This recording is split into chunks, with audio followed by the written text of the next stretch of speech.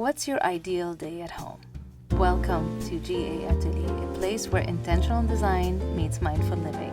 I'm Gigi Askar, and I'm here with you on this journey to explore how intentional design can shape the way we live and feel, and how to transform our living spaces into sanctuaries that reflect our unique story, personality, style, and lifestyle, and elevate our everyday experiences. Step into my atelier and let's intentionally design together.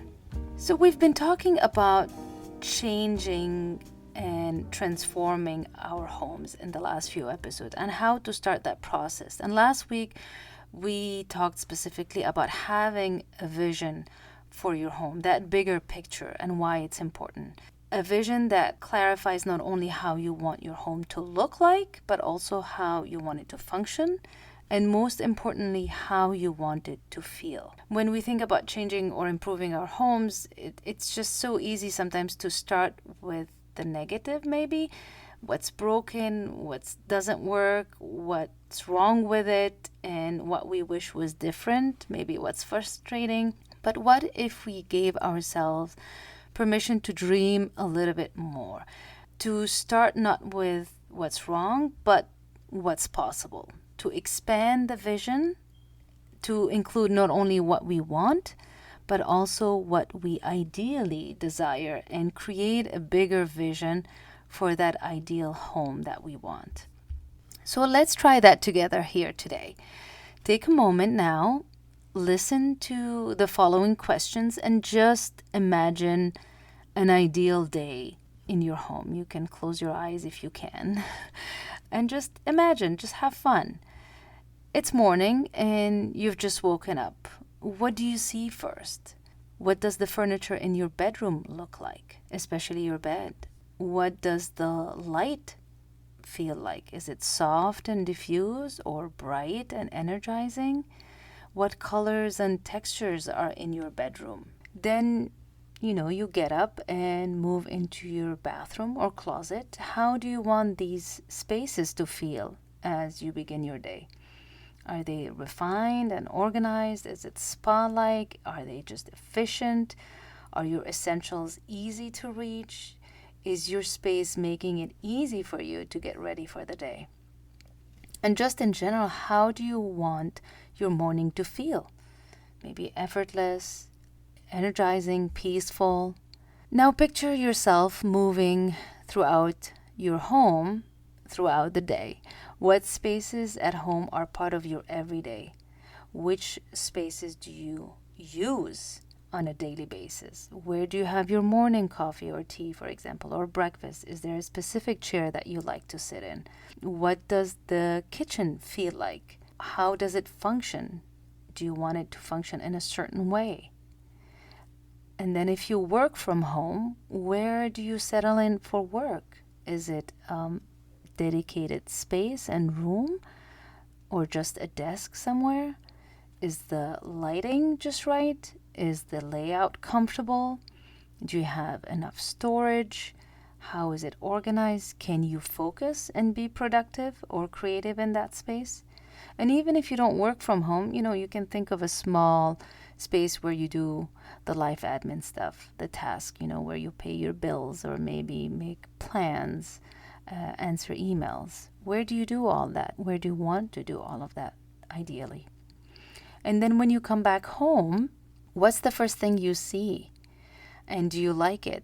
Do you usually come from the front door, or like a lot of people, they come from the garage door or the side door? And what is there? And then you move into your evening. Again, if you're cooking dinner, how is the kitchen looking and functioning? If you're going to sit in the living room, how does it look like? How do you transition from day to night at home? How do you want to wind down? Where do you spend your leisure time? Are you watching TV, maybe listening to music or doing some kind of activity? Or maybe you want to retreat, and where is that space? Do you want a cozy reading corner, a long bath, maybe a nice dinner? And then don't forget also about the neglected spaces or the rooms that you don't necessarily use in your home on a daily basis. And maybe think about why is that? And what would you like to change in them? Is there a place or a room or just a nook maybe waiting to be used? Is there a room that needs to look or function a little bit better so that you can use it more? And maybe you have an outdoor space. What about that space? Do you want to enjoy it more? Do you want it to feel like an escape maybe for you, or an inviting space for guests and friends? So just take in the full picture of your home. Think of all the spaces in it, and how do those spaces support you? Do they offer what you need? Do they offer what you want? And how do you feel in them now, and how do you want to feel in them ideally? So when you answer these questions, you start creating that vision. And that vision will inform the design or the changes that you want to make. It becomes the foundation or the blueprint. And what we are ideally aiming for, that kind of dream list that we want. The next step from here is maybe to write down what you saw and what you want from what you saw as a list of things that you would want to change. You can start by identifying maybe what the priorities are on that list. What's essential now? What do you need right away? What would make your everyday life easier or more enjoyable? What might be possible sooner than you think? And maybe also what's for later? What can wait? It's not a necessity or something very important for you right now. So just have fun with this.